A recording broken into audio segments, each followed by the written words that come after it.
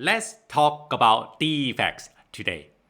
Now, first of all, I'm going to talk about some of the basic elements of this defect, and I'm going to talk about one of the very common questions in the industry, which is if the contractor keeps saying, I'm working on it, I'm working on it, I'm working on it, this is not a defect. If you are the supervisor here, if you're the project manager here, do you think this is right to say so?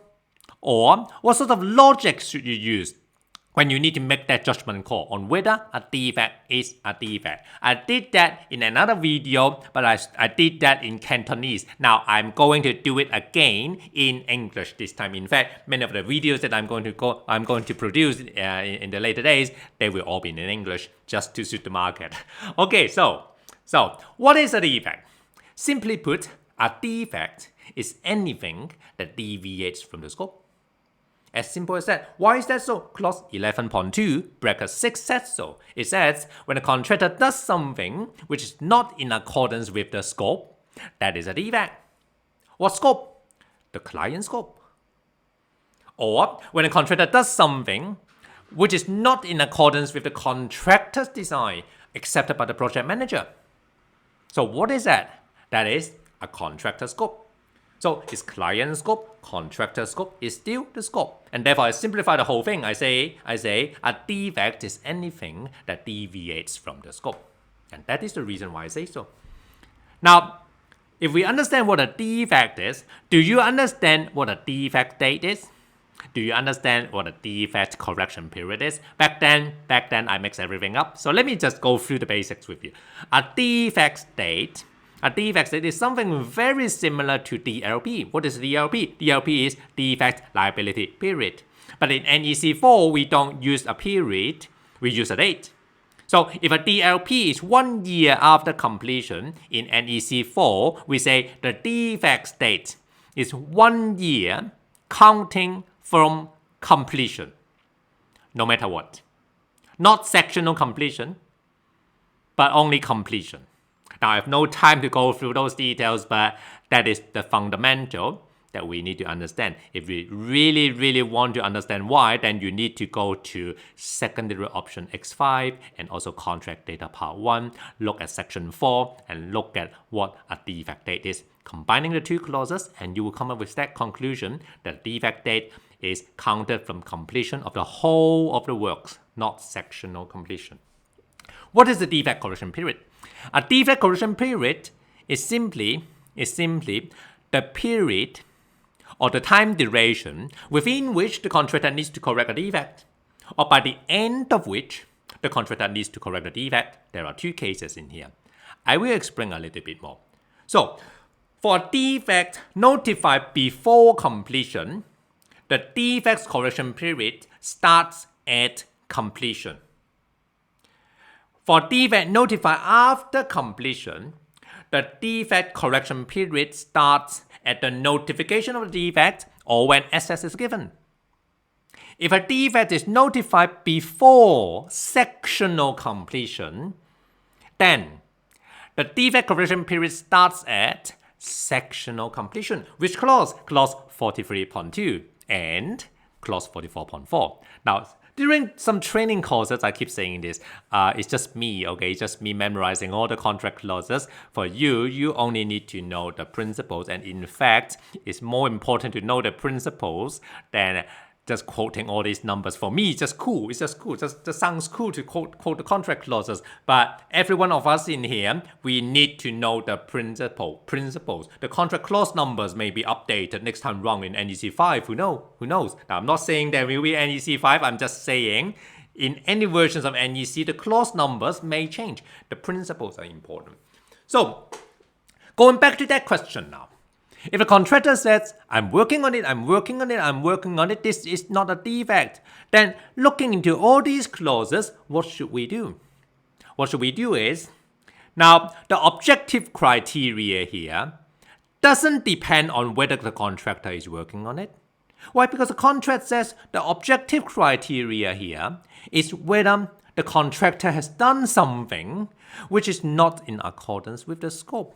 If the contractor is working on a certain project or on a certain task, and yet the contractor is complying with the scope requirements, then that is of course not a defect because the contractor is complying with the scope.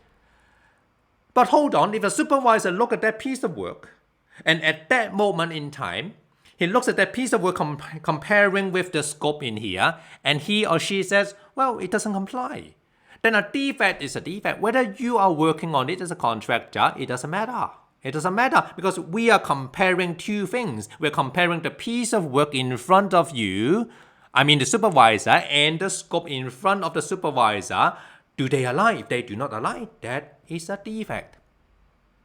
If we go deeper now, let's say if a defect is notified before completion, then if a contractor is saying, now hold on, this is not a defect. This is not a defect, I'm working on it. Then the contract says, well, the defect correction period starts at completion. Therefore, the contractor keeps working on it until completion, and then and only then we count the defect correction period.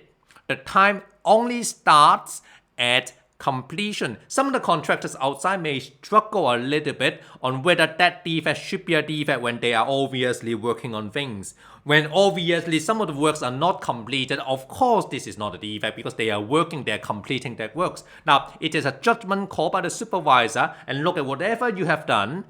Does it comply with the scope? If it doesn't comply, then you, the contractor, has got the time from the notification of the defect until the end of the defect correction period started from completion. Therefore, you keep working on it until completion. And starting from completion, you still have got a period of time to correct that defect. That is the idea of NEC4. And therefore, if I'm the supervisor here, even though the contractor say I'm working on it, but based on what I have seen on site here, I become aware that this piece of work is a defect because it doesn't comply with the scope, then I will still notify that defect. Now you're working on it until you have worked on it, and then when you really have worked on it, and then I come back again, now that defect is no longer a defect. Now I try not to be too general, but sometimes it's very hard. So you see, this is a general idea. You are facing with a specific situation on site, then in your specific circumstances, as I say, you need specific treatment. Sometimes the contract can only do so much as to provide a certain tool for us to make a decision. In reality, whether you need to make a certain decision really depends on multiple factors. So I still hope this general understanding helps. Now, how about after completion? After completion, if the contractor says, I'm working on it, then let's think about this. What is the contractor really saying? It's after completion here now. What is completion? A completion is defined under the contract that the contractor has done all the work and corrected the notified defects which would have prevented the client from using the works. And therefore, the contractor has already worked on it, and yet the supervisor still, under his judgment, make a call and say, there is still a defect in here.